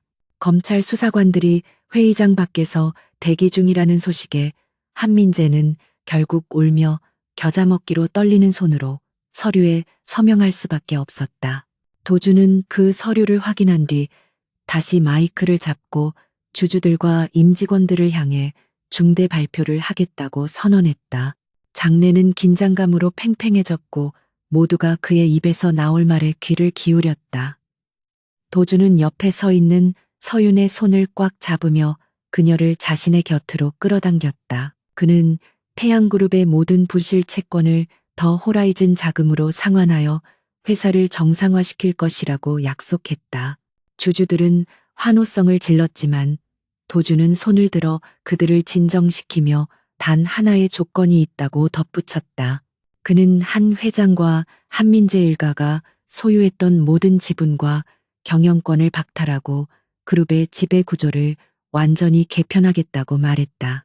그리고 도주는 좌중을 압도하는 낮은 목소리로 그러나 확신에 찬 어조로 이 소설의 가장 결정적인 한마디를 내뱉었다. 태양그룹의 모든 자산을 인수해라. 그리고 전부 내 아내 한서윤의 명의로 변경하라고 지시했다. 그 순간 회의장 안은 폭탄이 터진 듯한 충격에 휩싸였고 기자들은 미친 듯이 플래시를 터뜨리며 이 역사적인 순간을 기록했다. 서윤은 믿을 수 없다는 듯 도준을 쳐다보며 눈물을 글썽였고 도준은 그런 그녀를 사랑스럽게 바라보며 고개를 끄덕여 주었다. 그는 마이크를 통해 다시 한번 명확하게 말했다. 오늘부로 태양그룹의 새로운 회장은 한서윤이며 나는 그녀가 마음껏 날개를 펼칠 수 있도록 돕는 그림자가 될 것이라고 공표했다. 주주들과 임직원들은 잠시 멍하니 있다가 하나둘씩 일어나 기립박수를 보내기 시작했고 그 소리는 점점 커져 회의장을 가득 채우는 거대한 함성이 되었다. 한민재와 한 회장은 그 광경을 멍하니 바라보며 자신들의 시대가 완전히 끝났음을 뼈저리게 실감했다. 그들은 자신들이 무시했던 딸과 사위에게 철저하게 패배했고 가진 모든 것을 빼앗긴 채 초라하게 퇴장해야 할 처지가 되었다. 도주는 서윤에게 귓속말을 하며 이제 당신이 원하던 세상이 열렸으니 마음껏 경영해보라고 속삭였다. 서윤은 벅차오르는 감정을 주체하지 못하고 도준의 품에 안겨 뜨거운 눈물을 흘렸고 도준은 그녀를 안아주며 승리의 기쁨을 함께 나누었다. 두 사람 뒤로 보이는 거대한 태양그룹의 로고는 이제 과거의 낡은 껍질을 벗고 새로운 주인을 맞아 찬란하게 빛나고 있었다. 회의가 끝나고 텅 빈 무대 위에는 도준과 서윤 두 사람만이 남아 있었고 그들은 서로를 바라보며 비로소 안도의 한숨을 내쉬었다. 서윤은 도준의 뺨을 어루만지며 당신이 정말 강도준이 맞냐고 물었고 도준은 장난스럽게 웃으며 당신의 영원한 백수 남편이라고 대답했다. 하지만 서윤은 알고 있었다.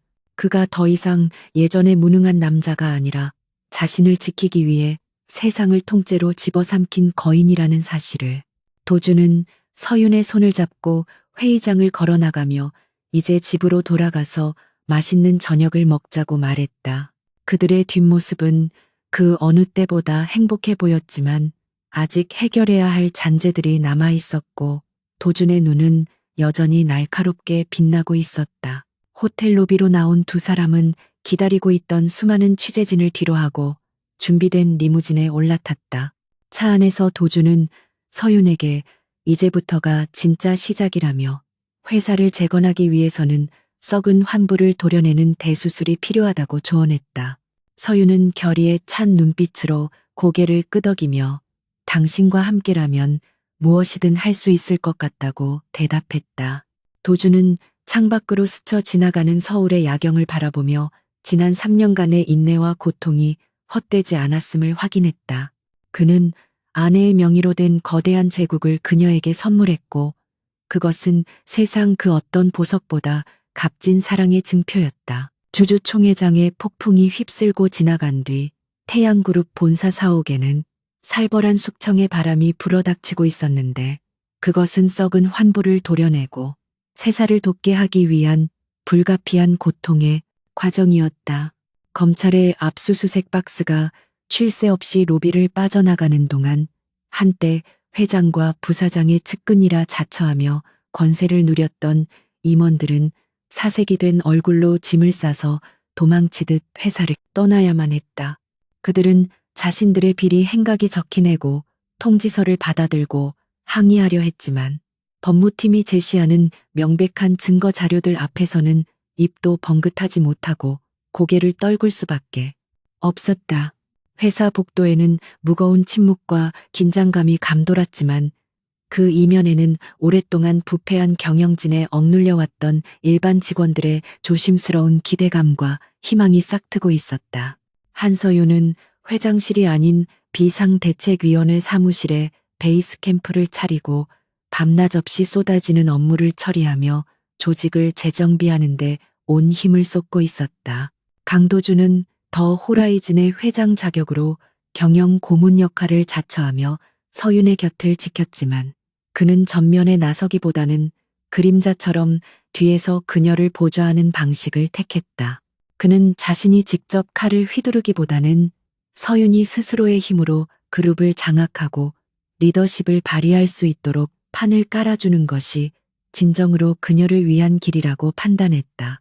도주는 지난 3년간 수집해온 방대한 양의 내부 감사 자료를 서윤에게 건네주며 누가 회사를 병들게 한 암적인 존재인지, 그리고 누가 묵묵히 자리를 지켜온 숨은 인재인지를 정확하게 구별해 주었다. 서윤은 도준의 치밀한 분석력과 정보력에 혀를 내두르며 그가 단순히 돈만 많은 재력가가 아니라 경영의 본질을 꿰뚫어보는 탁월한 전략가임을 다시금 깨달았다. 그녀는 남편의 조언을 나침반 삼아 과감한 인사 단행을 시작했고 뇌물수수와 횡령에 연루된 고위 임원들을 전원 면직 처리하는 결단을 내렸다.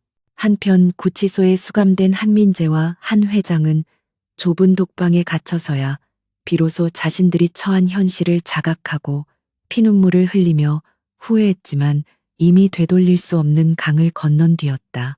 한민재는 면회를 온 변호사에게 고래고래 소리를 지르며 어떻게든 자신을 빼내라고 난동을 부렸지만 변호사는 냉정하게 고개를 저으며 혐의가 너무나 명백하여 실형을 피하기 고개를 자야쏘 어렵다고 통보했다.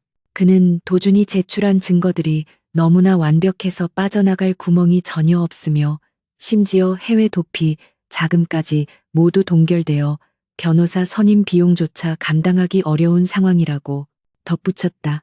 한민재는 바닥을 치며 울부짖었고 자신이 그토록 무시했던 매제 강도준이 자신을 완벽하게 파멸시키기 위해 얼마나 오랫동안 준비해 왔는지를 깨닫고 소름 끼치는 공포를 느꼈다.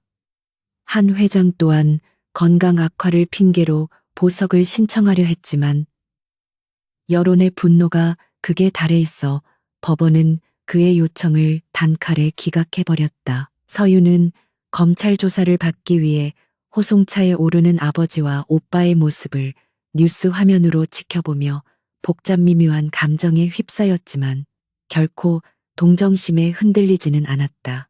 그녀는 과거의 자신이 가족이라는 굴레에 얽매여 얼마나 많은 고통을 감내해야 했는지를 떠올리며 이것은 단순한 복수가 아니라 잘못된 것을 바로잡는 정의의 실현이라고 스스로를 다독였다.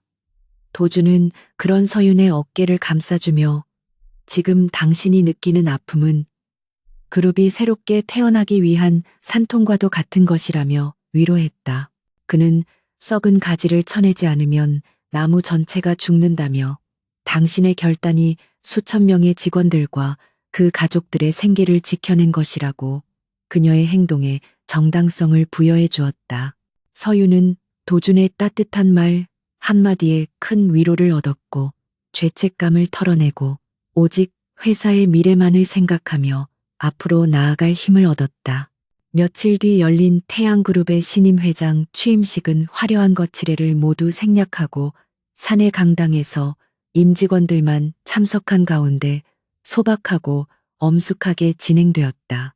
서윤은 단상에 올라 준비한 원고 대신 진심을 담은 즉흥 연설을 통해 과거의 잘못된 관행을 철폐하고 투명하고 공정한 경영을 펼치겠다고 약속했다. 그녀는 자신이 회장이라는 권위적인 자리보다는 직원들과 함께 소통하고 땀 흘리는 동료가 되겠다고 선언하며 모든 공과 사는 철저히 구분하겠다고 강조했다. 직원들은 처음에는 반신반의하는 눈치였지만 서윤의 진정성 있는 눈빛과 확고한 의지를 확인하고는 뜨거운 박수로 화답하며 새로운 리더의 탄생을 환영했다. 도주는 강당 맨 뒤편에 서서 그 광경을 흐뭇하게 지켜보며 자신의 아내가 이제 누구의 도움도 필요 없는 진정한 리더로 성장했음을 확인하고 가슴 벅찬 감동을 느꼈다. 취임식이 끝나고 늦은 밤이 되어서야 모든 일정을 마친 두 사람은 한강이 내려다 보이는 도준의 펜트하우스로 자리를 옮겨 그들만의 조용한 축하 파티를 열었다.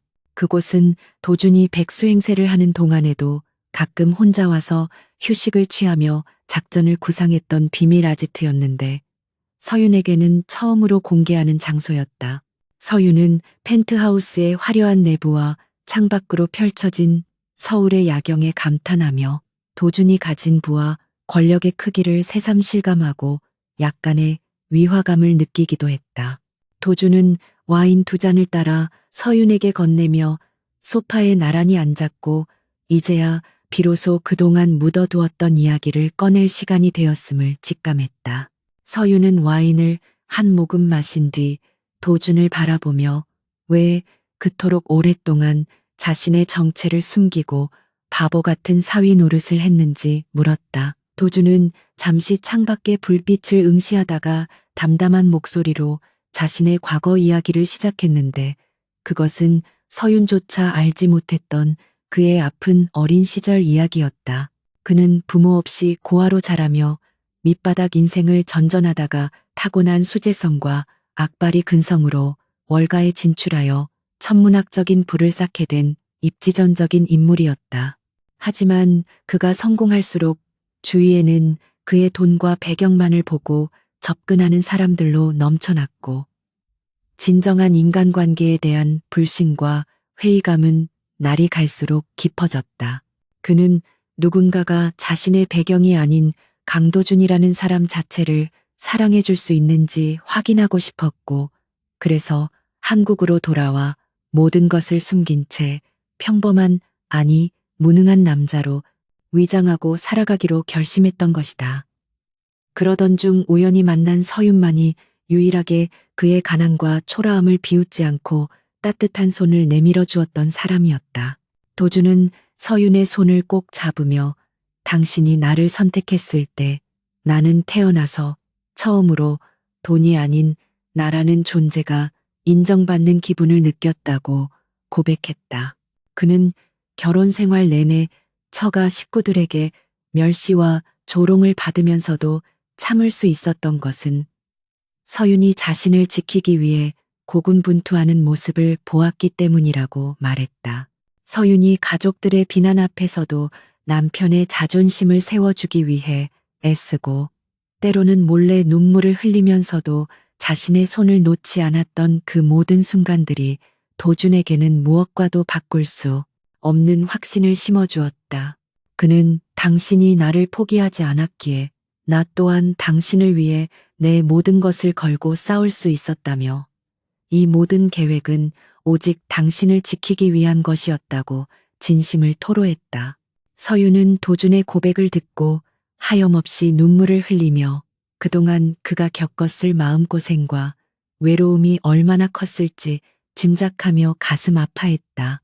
서윤은 도준의 품에 안겨 자신을 시험한 것이냐고 투정 부리듯 물었지만 그 목소리에는 원망이 아닌 깊은 사랑과 안도감이 묻어 있었다.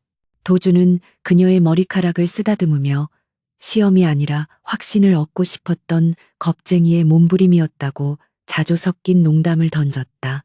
그는 이제 더 이상 숨길 것도 없고 숨을 필요도 없다며 앞으로는 당신의 남편으로서 그리고 든든한 파트너로서 당당하게 곁에 서겠다고 약속했다. 서윤은 고개를 끄덕이며 당신이 누구든 어떤 모습을 하고 있든 나에게는 언제나 세상에서 가장 소중한 사람이라고 대답했다. 두 사람은 서로의 눈을 깊이 바라보며 입을 맞추었고 그 입맞춤은 지난 3년의 거짓과 고통을 씻어내고 진실된 사랑으로 새롭게 시작하는 맹세와도 같았다. 다음 날 아침 도준과 서윤은 함께 태양그룹 본사로 출근했는데 이번에는 도준이 운전기사가 아닌 회장의 남편이자 대주주로서 당당하게 로비를 걸어 들어갔다. 직원들은 두 사람을 향해 깍듯하게 인사하며 경외심 어린 눈빛을 보냈고 도준은 그들에게 가볍게 목례하며 여유로운 미소를 지어 보였다. 서윤은 회장실에 들어가 업무를 시작하기 전 도준에게 한 가지 부탁을 했는데 그것은 그룹의 사회공헌재단을 설립하여 어려운 환경에 있는 사람들을 돕고 싶다는 것이었다. 그녀는 우리가 가진 부와 권력을 개인의 영달을 위해 쓰는 것이 아니라 사회의 환원함으로써 과거의 태양그룹이 저지른 과오를 씻고 싶다고 말했다. 도주는 서윤의 생각에 전적으로 동의하며 재단 설립에 필요한 모든 자금을 자신이 지원하겠다고 흔쾌히 수락했다. 한편 검찰 수사는 급물살을 타며 한민재와 한 회장의 여죄를 속속들이 밝혀냈고 그들은 뇌물수수와 횡령 배임, 주가, 조작 등 수십 가지 혐의로 기소되어 중형을 구형받았다. 언론은 연일 태양그룹의 황골탈퇴를 대서특필하며 여성 오너인 한서윤의 리더십과 그녀를 조력하는 베일에 쌓인 남편 강도준에 대한 이야기를 쏟아냈다. 대중들은 드라마보다 더 드라마 같은 그들의 이야기에 열광했고 태양그룹의 기업 이미지는 급격하게 호전되어 주가는 연일 신고가를 경신했다. 서윤은 바쁜 일정 속에서도 매주 구치소에 있는 아버지를 찾아갔지만 면회는 하지 않고 영치금만 넣어주고 돌아오는 것으로 최소한의 도리를 다했다. 그녀는 아버지가 진정으로 반성할 때까지 기다리기로 했고 그것이 아버지를 위한 마지막 사랑이라고 생각했다. 도주는 그룹의 구조 조정이 마무리 단계에 접어들자 경영 일선에서 한 발 물러나 본래의 역할인 투자가로 돌아갈 준비를 했다. 그는 서윤이 혼자서도 충분히 회사를 잘 이끌어갈 수 있다는 것을 확인했기에 더 이상 간섭하지 않고 그녀의 독립적인 경영을 존중해 주기로 했다. 대신 그는 더 호라이즌의 글로벌 네트워크를 활용하여 태양그룹이 해외 시장으로 진출할 수 있도록 교두보를 마련해주는 조력자 역할에 집중했다. 도주는 서윤에게 이제부터는 당신이 태양이고 나는 그 주위를 도는 위성이 되어 당신을 빛나게 해주겠다고 약속했다. 서윤은 그런 도준에게 당신은 위성이 아니라 나를 지탱해주는 우주 그 자체라고 화답하며 행복한 미소를 지었다. 어느 주말 오후 두 사람은 처음 만났던 대학교 캠퍼스를 거닐며 옛 추억을 회상했는데 그들의 손에는 떡볶이와 순대가 들려 있었다. 재벌 회장 부부라고는 믿기지 않는 소탈한 모습이었지만 그들의 얼굴에는 그 어느 때보다 편안하고 행복한 미소가 감돌고 있었다. 도주는 벤치에 앉아 서윤의 입가에 묻은 떡볶이 양념을 닦아주며 지난 3년 동안 내가 해준 밥이 더 맛있냐? 아니면 이게 더 맛있냐고 물었다.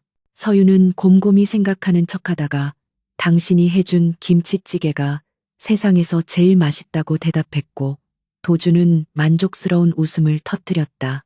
그들은 거창한 성공이나 막대한 부보다 이렇게 함께 떡볶이를 먹으며 웃을 수 있는 소소한 일상이 진정한 행복임을 깨달았다.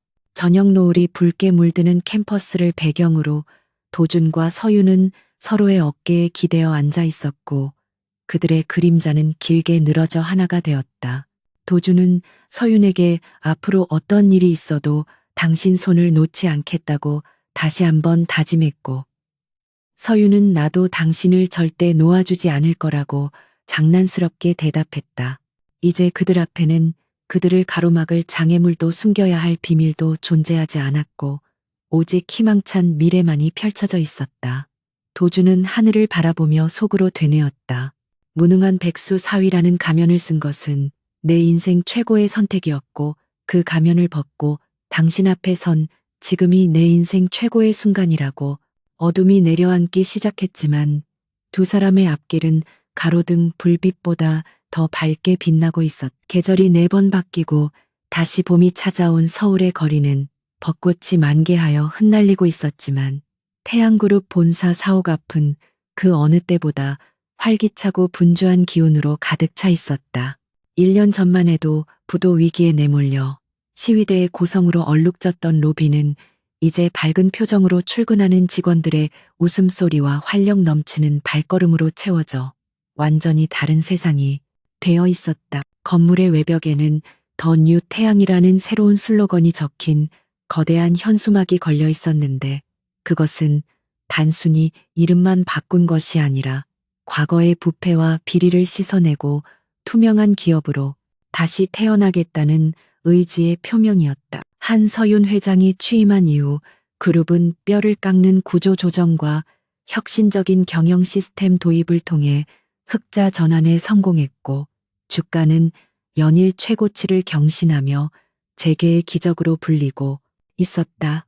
그녀는 권위적인 오너의 모습을 버리고 직원들과 구내식당에서 함께 밥을 먹으며 소통하는 파격적인 행보를 보였고 언론과 대중은 그런 그녀를 한국의 잔 다르크라 칭송하며 열광했다. 회장실에서 서울 시내를 내려다보는 한서윤의 눈빛에는 지난날의 불안과 두려움 대신 확고한 자신감과 여유가 깃들어 있었고 그녀의 책상 위에는 결제를 기다리는 서류들이 산더미처럼 쌓여 있었다. 그녀는 잠시 펜을 내려놓고 창가로 다가가 따스한 봄 햇살을 맞으며 커피 한 잔의 여유를 즐겼는데 문득 1년 전 오늘이 바로 그 치욕스러웠던 창립 기념 파티가 열렸던 날임을 떠올렸다. 그때는 모든 것이 절망적이었고 세상이 무너지는 것 같았지만 지금은 든든한 남편 강도준 덕분에 이 모든 평화를 누릴 수 있음에 감사했다. 비서가 들어와 다음 일정을 보고하자 서유는 다시 업무 모드로 돌아와 냉철하게 지시를 내렸는데 그녀의 모습에서는 더 이상 아버지와 오빠의 그늘에 가려져 있던 나약한 막내딸의 흔적을 찾아볼 수 없었다. 그녀는 이제 명실상부한 대한민국 최고의 여성 경영인으로서 자신의 능력을 마음껏 펼치며 그룹을 이끌고 있었다. 같은 시각 서울구치소의 차가운 독방에 수감되어 있는 한민재는 퀭한 눈으로 쇠창살 너머로 들어오는 한 줌의 햇빛을 멍하니 바라보고 있었다. 그는 징역 10년을 선고받고 복역 중이었는데 한때 대한민국 재계를 호령하던 황태자의 모습은 온데간데 없고 낡은 수의를 입은 초라한 죄수만이 남아 있을 뿐이었다. 그는 매일 밤 악몽에 시달리며 잠을 이루지 못했고 자신이 저지른 짓들이 얼마나 어리석었는지를 뼈저리게 후회하며 고통스러운 나날을 보내고 있었다. 교도소 내에서도 그는 다른 수감자들의 조롱과 멸시의 대상이 되었는데 재벌 2세라는 타이틀은 이곳에서 그를 보호해 주기는커녕 오히려 괴롭힘의 명분이 될 뿐이었다. 그는 화장실 청소를 하며 바닥에 떨어진 신문 조각에서 한서윤이 이달의 CEO로 선정되었다는 기사를 발견하고는 억장이 무너지는 듯한 패배감을 맛보아야 했다. 한 회장 역시 병보석이 거부된 채 수감 생활을 하고 있었는데 그는 화병으로 인해 거동이 불편해져 휠체어에 의지하는 신세가 되었다. 그는 면회를 온 옛 측근들에게 제발 탄원서를 써달라고 애원했지만 이미 끈 떨어진 연이나 다름없는 그를 도와줄 사람은 아무도 없었다. 그는 차가운 감방 바닥에 누워 천장을 바라보며 자신이 평생을 바쳐 쌓아올린 돈과 권력이 얼마나 허무한 것인지를 뒤늦게 깨닫고 눈물을 흘렸다. 그는 서윤과 도준에게 저지른 죄를 뉘우치고 싶었지만 그들에게 사과할 기회조차 주어지지 않았고 철저한 고독 속에서 쓸쓸한 노후를 보내야만 하는 형벌을 받고 있었다. 그것은 그들이 가족이라는 이름으로 저지른 잔인한 폭력에 대한 정당한 대가였으며 인과응보는 피할 수 없는 운명처럼 그들의 목을 조여오고 있었다. 한편 강도준은 대형마트의 식품 코너에서 신선한 채소와 고기를 고르며 주부 구단의 면모를 유감없이 발휘하고 있었는데 그의 표정은 세상을 다 가진 사람처럼 평온해 보였다. 그는 겉보기에는 평범한 전업주부처럼 보였지만 사실은 여전히 더 호라이즌을 통해 막대한 자금을 운용하며 세계 경제를 주무르는 거물이었다. 하지만 그는 이제 더 이상 경영 일선에 나서지 않고 서윤이 빛날 수 있도록 묵묵히 뒤에서 지원하는 역할에 만족하며 소소한 일상의 행복을 누리고 있었다. 주변의 아주머니들이 그를 알아보지 못하고 젊은 세대기 복도 많다며 남편이 이렇게 장도 봐주고 좋겠다고 칭찬하자 도주는 쑥스러운 듯 웃으며 고개를 숙였다. 그는 카트에 담긴 식재료들을 보며 오늘 저녁 서윤이 좋아할 만한 요리를 해줄 생각에 벌써부터 마음이 설레었다. 집으로 돌아온 도주는 앞치마를 두르고 능숙한 솜씨로 요리를 시작했는데 주방에는 보글보글 찌개 끓는 소리와 맛있는 냄새가 가득 채워지기 시작했다. 그는 서윤이 회장으로 취임한 이후 눈코 뜰 새 없이 바쁜 일정을 소화하느라 끼니를 제대로 챙기지 못하는 것을 안타까워하며 항상 영양가 높은 식단을 준비하려 애썼다. 도준에게 있어 서윤을 위해 요리를 하는 시간은 그 어떤 성공적인 투자를 성사시켰을 때보다 더 큰 보람과 기쁨을 주는 소중한 시간이었다. 그는 도마 위에서 칼질을 하며 지난 1년간 서윤이 얼마나 치열하게 싸워왔는지를 떠올렸고, 그런 그녀가 집에 돌아와서만큼은 온전한 휴식을 취할 수 있도록 최선을 다해 내조했다. 그의 이러한 정성과 사랑은 서윤이 지치지 않고 앞으로 나아갈 수 있게 하는 가장 강력한 원동력이 되고 있었다. 저녁 7시가 되자 현관문 도어록이 해제되는 소리와 함께 서윤이 들어왔고, 도준은 현관까지 마중 나가 그녀의 가방을 받아주며 따뜻하게 맞이했다. 서윤은 피곤한 기색이 역력했지만 도준의 얼굴을 보자마자 하루의 피로가 눈 녹듯 사라지는 것을 느끼며 환한 미소를 지었다. 그녀는 도준의 품에 안겨 잠시 눈을 감고 그의 체온을 느끼며 충전의 시간을 가졌고, 도준은 말없이 그녀의 등을 토닥여주며 고생했다고 위로했다. 두 사람은 식탁에 마주 앉아 도준이 차린 저녁 식사를 함께하며 오늘 하루 있었던 일들을 도란도란 나누었는데, 그 풍경은 재벌 회장 부부의 식사라기보다는 평범한 신혼 부부의 식사처럼 소박하고 정겨웠다. 서윤은 도준이 끓인 된장찌개를 한 숟가락 뜨며 세상에서 제일 맛있는 음식이라며 엄지손가락을 치켜 세웠고, 도준은 그런 그녀가 사랑스러워 어쩔 줄을 몰라 했다. 식사를 마친 뒤 두 사람은 거실 소파에 나란히 앉아 와인 한 잔을 기울이며 창밖의 야경을 감상했는데, 서울의 밤은 여전히 화려하게 빛나고 있었다. 서윤은 와인잔을 만지작거리며 도준에게 조심스럽게 말을 꺼냈는데, 그것은 그가 다시 경영에 복귀하는 것이 어떻겠냐는 제안이었다. 그녀는 당신 같은 인재가 집안일만 하기에는 너무 아깝다며 회사의 공동회장 자리를 제안하고 싶다고 진지하게 말했다. 하지만 도준은 고개를 저으며 자신은 지금의 삶에 100% 만족하고 있다고 단호하게 거절했다. 그는 자신이 경영에 참여하게 되면 당신의 빛이 가려질 수도 있고 또다시 돈과 권력의 논리에 휘말려 소중한 일상을 잃어버릴 수도 있다며 우려를 표했다. 도준은 서윤의 손을 잡고 자신의 진심을 털어놓았는데, 그는 과거의 돈을 조차 살았을 때보다 지금 당신을 위해 밥을 하고 빨래를 하는 순간이 훨씬 더 가치 있고 행복하다고 말했다.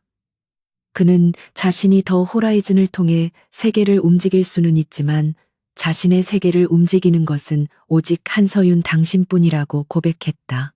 서윤은 도준의 말에 감동하여 눈시울을 붉혔고, 그가 자신을 얼마나 깊이 사랑하는지를 다시 한번 확인하며 가슴이 벅차올랐다. 그녀는 당신이 원한다면 평생 백수 남편으로 살아도 좋다며 내가 당신을 먹여 살리겠다고 농담을 던졌고, 두 사람은 서로를 바라보며 유쾌하게 웃음을 터뜨렸다. 그들의 웃음소리는 넓은 펜트하우스를 가득 채우며 따뜻한 온기를 불어넣었다. 밤이 깊어가자 도준과 서윤은 테라스로 나가 밤바람을 맞으며 도심의 불빛을 내려다보았는데, 멀리 태양그룹 사옥의 로고가 선명하게 보였다. 도준은 서윤의 어깨를 감싸 안으며 저 회사는 이제 완전히 당신의 것이며 당신이 꿈꾸던 정의롭고 투명한 기업으로 만들어가길 바란다고 응원했다. 서윤은 고개를 끄덕이며 당신이 선물해준 이 기회를 헛되이 쓰지 않겠다고 다짐하며 앞으로도 초심을 잃지 않고 직원들과 사회를 위해 헌신하는 경영인이 되겠다고 약속했다. 그녀는 과거의 상처와 아픔을 딛고 일어선 만큼 더 단단하고 성숙한 리더가 되어 있었고, 도준은 그런 그녀가 너무나 자랑스러웠다. 두 사람의 그림자는 달빛 아래 하나로 포개져 있었고 그 모습은 세상 그 어떤 예술 작품보다 아름다웠다. 도주는 문득 1년 전 주주총회장에서 자신이 했던 말을 떠올리며 피식 웃었는데 그때는 분노와 복수심에 차서 뱉었던 말들이 이제는 가장 아름다운 결실이 되어 돌아왔음을 느꼈다.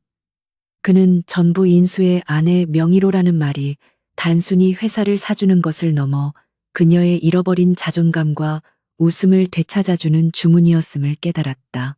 그는 이제 더 이상 무능한 백수 사위라는 꼬리표가 부끄럽지 않았으며 오히려 세상에서 가장 능력 있는 아내를 둔 행복한 남편이라는 사실에 자부심을 느꼈다.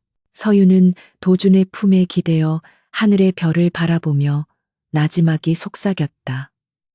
당신은 나에게 태양보다 더 밝은 빛이라고 말하며 그의 볼에 입을 맞추었다. 도준은 서윤을 마주보며 당신이 빛날 수 있다면 나는 영원히 어둠 속에 머물러도 좋다고 대답했고 두 사람은 깊은 입맞춤으로 서로의 사랑을 확인했다.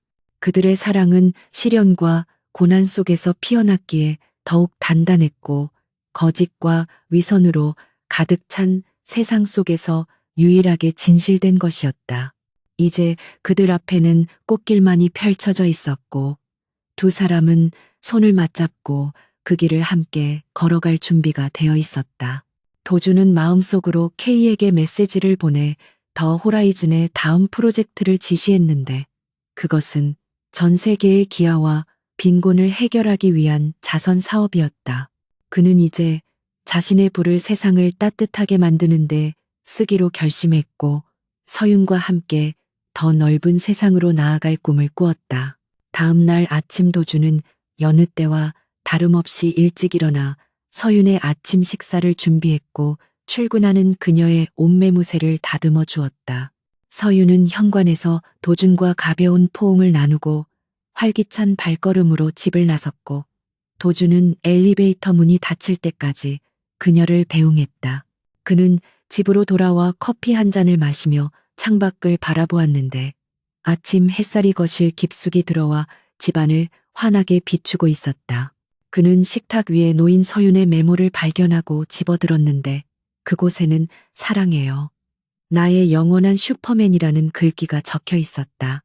도주는 메모를 가슴에 품으며 행복한 미소를 지었고 오늘 하루도 그녀를 위한 맛있는 저녁 메뉴를 고민하며 하루를 시작했다. 이야기는 이렇게 끝을 맺지만 그들의 삶은 여전히 현재 진행형이며 앞으로도 수많은 도전과 시련이 닥쳐오겠지만 두 사람은 결코 흔들리지 않을 것이다.